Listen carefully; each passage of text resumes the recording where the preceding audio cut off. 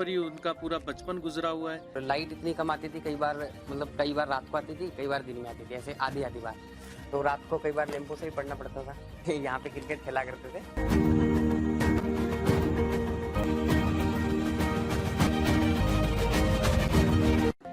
YouTube पे sir के regular videos upload क्यों नहीं होते हैं? एक बार में ही उसको इतना बेस्ट पढ़ा दो कि एक बार में समझ में आ जाए। सीईटी का कैसा पैटर्न आएगा? हर बार में प्री नहीं देना पड़े। जैसे आरआरबी, एनटीपीसी, रेलवे के जो एग्जाम है उनकी डेट्स भी मतलब आ गई हैं। उनके लिए भी हम लोग स्टूडेंट्स के लिए मैथ्स, रीजनिंग में मैं खुद वीडियोस लाने वाला हूँ। एजुकेशन को अफोर्डेबल बनाया जाए। ये 1 रुपए का कोर्स करने का आपको इंस्पिरेशन कहाँ से मिली? जो पैसे के अभाव में स्टूडेंट कोर्स नहीं ले पा रहा था, अच्छे से पढ़ नहीं पा रहा था, वो पढ़ ले, बस इतना सा इंस्पिरेशन था और यही हम लोग चाहते थे। हाय, मेरा नाम है रोहन वर्मा और आप ही की तरह मैं अंशुल सर का स्टूडेंट हूँ और छोटा भाई भी हूँ।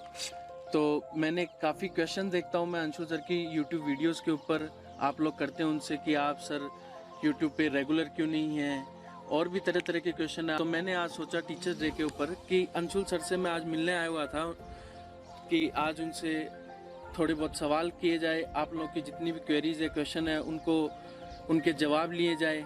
तो मैं अंशुल सर के साथ में आज उनके गांव आया हूँ, उनके पुराने घर आया हूँ। इस घर से उनकी काफ़ी यादें जुड़ी हुई है, यहाँ पर ही उनका पूरा बचपन गुजरा हुआ है। तो हम आइए देखते हैं, नीचे उनका घर देखेंगे, कई चीज़ें देखेंगे जिनसे उनकी यादें जुड़ी हुई है।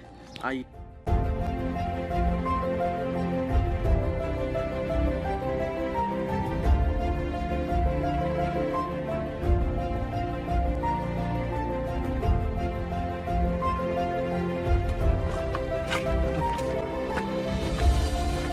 हाँ तो सर, इस जगह से जुड़ी हुई अपनी यादों के बारे में कुछ बताओ मुझे। आपका बचपन यहाँ पे कैसे बीता, आप बताइए ज़रा।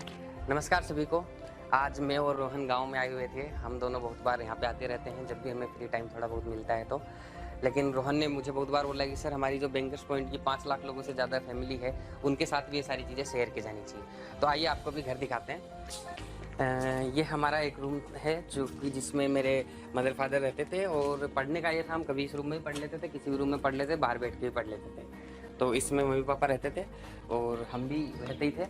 और इसके बाद में ये रूम में मैं और मेरा छोटा भाई रहते थे, इसमें हम जनरली इसमें पढ़ाई करते थे।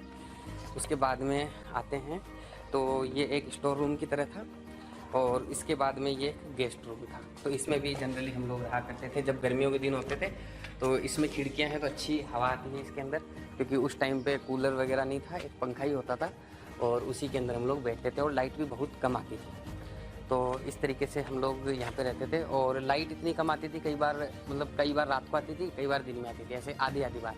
तो रात को कई बार लैंपों से ही पढ़ना पड़ता था, जो कि एक पुराना लैंप यहाँ पड़ा हुआ है, ठीक है। तो इनसे भी पढ़ते थे कई बार। और यहाँ पे जब लाइट नहीं आती थी तो अंदर नहीं पढ़ पाते थे, बाहर बैठ के पढ़ते थे। तो ये छोटी छोटी यादें यहाँ से जुड़ी हुई हैं।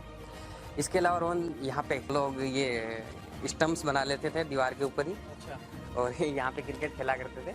यहाँ पे दीवार पे स्टम्प्स बना के? हाँ, यहीं पे बना लेते थे, और कुछ तोड़ फोड़ भी कर देते थे कभी कभी। और फिर डांट भी सुनने मिलती थी? डांट भी सुनने को थी आपको? मार तो नहीं पड़ती थी, डांट सुनने मिल जाती थी। तो इस तरीके से यहाँ पे थोड़ा बचपन गुजरा हुआ है। जब 10th 12th क्लास तक थे तो यहीं से रहते थे। और जब स्कूल जाना होता था तो स्कूल बसें नहीं चलती थी, तो यहाँ से जो प्राइवेट हमारी बसें चलती है गांव की, यहाँ से लगभग 500 मीटर की डिस्टेंस पे भी चलेंगे तो आपको दिखाएंगे। तो वहाँ से बस में बैठ के जाते थे, फिर वहाँ से स्कूल जाते थे। तो अभी हम लोग, अब बहुत बातें हो गई रोहन, तो अभी जो फार्म हाउस पे जो नया घर है जो सर अब फिलहाल में जहाँ पे रह रहे हैं, अब हम उस घर में जाएंगे और आगे के क्वेश्चंस हैं, जो भी सर से बातें हैं वो वहाँ पे कंटिन्यू करते हैं। रास्ते में चलते हैं और वहीं पे बात कर लेंगे।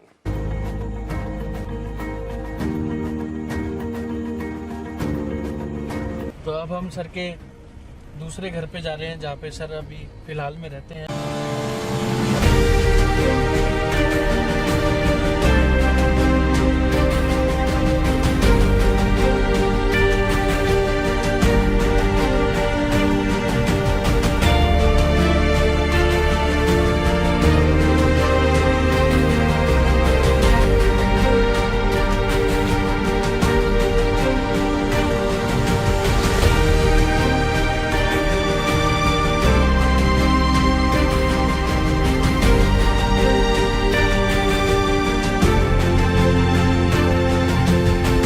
काफ़ी स्टूडेंट जानना चाहते हैं कि सर बैंकिंग के अलावा एसएससी रेलवे के लिए भी पढ़ाएंगे, या फिर मैथ्स और रीजनिंग के अलावा दूसरे सब्जेक्ट्स के लिए भी स्टूडेंट्स के लिए कुछ कर रहे हैं या नहीं कर रहे हैं। बहुत सारे स्टूडेंट्स सीईटी के बारे में जानना चाहते हैं।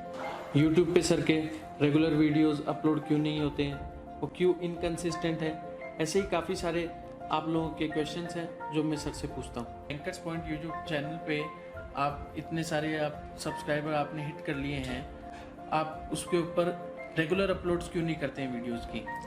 देखो, मेरा ये मानना है कि किसी भी टॉपिक को बार बार में एक ही टॉपिक के ऊपर बार बार में वीडियोस डालने से कोई मतलब नहीं है। एक बार में ही उसको इतना बेस्ट पढ़ा दो कि एक बार में समझ में आ जाए। तो एक बार एक टॉपिक का वीडियो अपलोड हो गया तो उसे बार बार में फिर से लाइव क्लास में पढ़ाना और वो सारी चीज़ें करना। अगर कोई डाउट्स आते हैं तो हम उसका एक वीडियो बना देते हैं, या फिर कुछ अपडेट आता है किसी भी टॉपिक के अंदर, कोई नए टाइप का क्वेश्चन आता है तो वो हम डाल देते हैं। बाकी एक ही टॉपिक को बार बार में शूट करके डालना, उससे मुझे नहीं लगता कि कोई मतलब सेंस निकलता है। एक बार डालो, एक बार अच्छा पढ़ा दो, उसके बाद में स्टूडेंट अपने आप समझ लेता है। तो इसलिए कि 350-400 वीडियो आ चुके हैं तो उसमें काफ़ी चीज़ें पढ़ा दी गई हैं ऑलरेडी। तो इसलिए जब भी ज़रूरत महसूस होती है कि कुछ नया आ रहा है एग्जाम में, तभी हम लोग अब वीडियोज डालते हैं। मुझे अब और अपने स्टूडेंट्स को कुछ सीईटी के बारे में बताओ, और आपको क्या लगता है कि सीईटी का कैसा पैटर्न आएगा ओवरऑल? देखो, अब तक क्या होता था, जैसे एसएससी, बैंकिंग, रेलवे एग्जाम में प्री एग्जाम होता था। तो स्टूडेंट को आईबीपीएस कलर का पेपर देना है, फिर प्री देना है, फिर पीओ का देना है, फिर प्री देना है, एसएससी में देना है, फिर प्री देना है। तो बहुत सारे प्री एग्जाम देने होते थे उसे, उसमें उसको ट्रांसपोर्ट का खर्चा, बार बार फॉर्म फिलअप का करने का खर्चा, बहुत सारी चीज़ें होती थी। तो उन सबको गवर्नमेंट ने अच्छा स्टेप लिया है कि सभी एग्जाम्स को मिला के सीईटी कॉमन टेस्ट कर दिया है, जिस पे एलिजिबल स्टूडेंट अगर हो जाएगा, उसमें वो कुछ एलिजिबिलिटी क्राइटेरिया रखेंगे।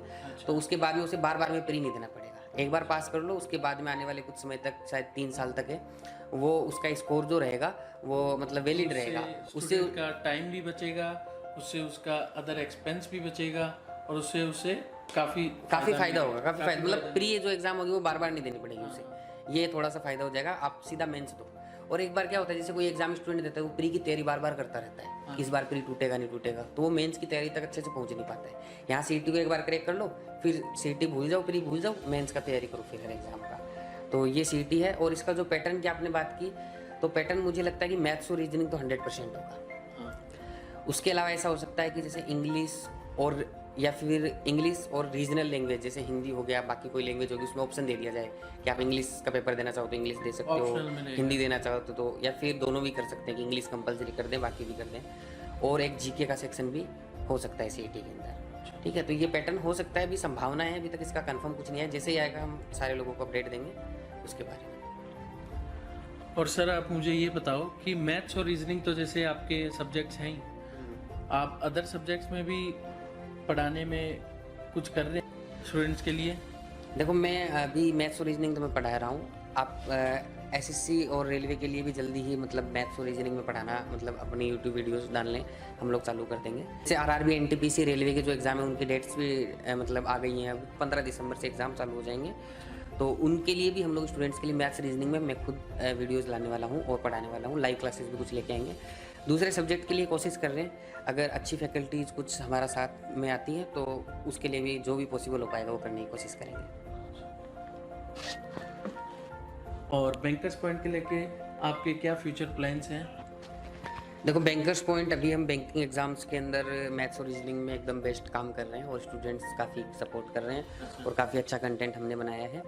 तो आने वाले टाइम में, जैसे भी थोड़ी देर पहले बताया, रेलवे और एसएससी में भी हम लोग कोशिश कर रहे हैं कि स्टूडेंट्स के लिए जो पॉसिबल हो पाए वो हम लोग करने की कोशिश करेंगे।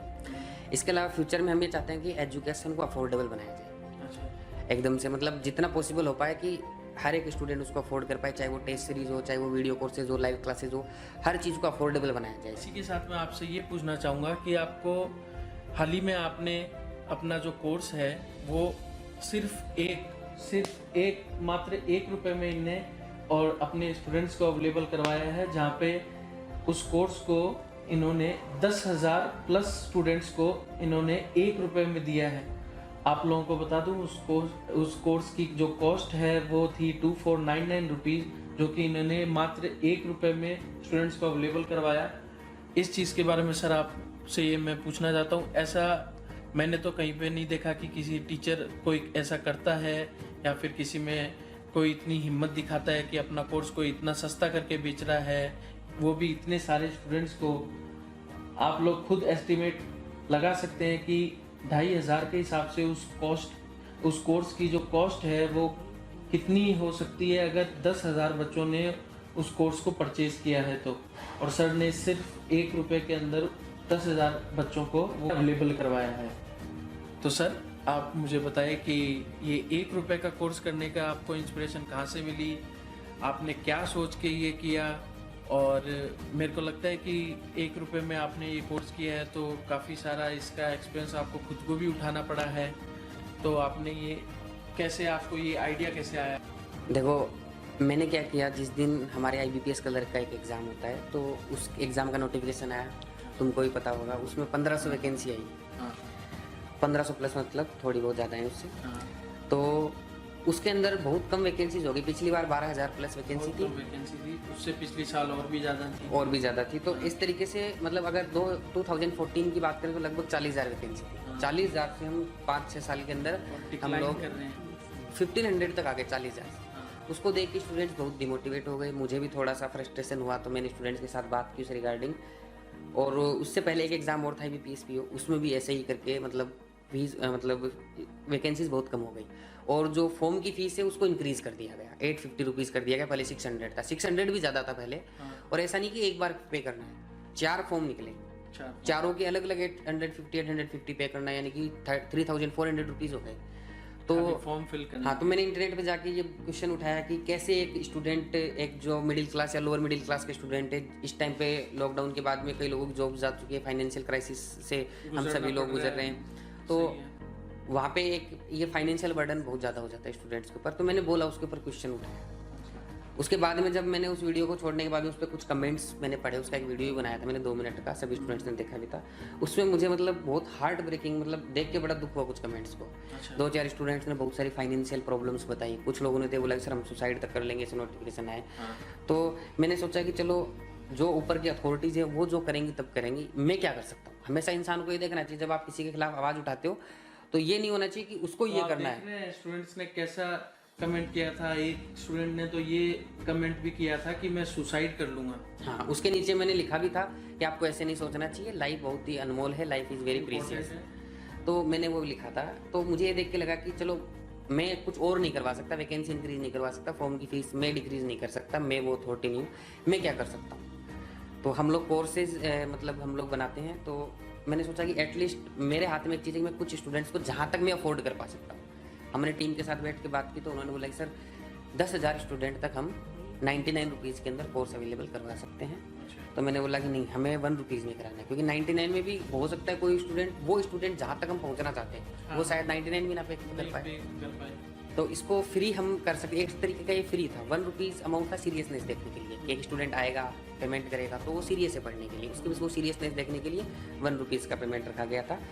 और हमने फिर मैंने बोला कि 1 रुपीज़ में रखते हैं, जो भी एक्सपेंस ऊपर होंगे वो बैंकर्स पॉइंट खुद जो भी हमारी पीछे की सेविंग्स है या जो भी चीज़ें हैं उससे हम लोग हमारी तरफ से उसको करेंगे। लेकिन 10,000 से ज़्यादा फिर टीम ने बोला कि सर 10,000 से ज़्यादा हम नहीं कर पाएंगे। तो जब हमने 10,000 पे बंद किया तो बहुत सारे स्टूडेंट नाराज़ भी हो गए।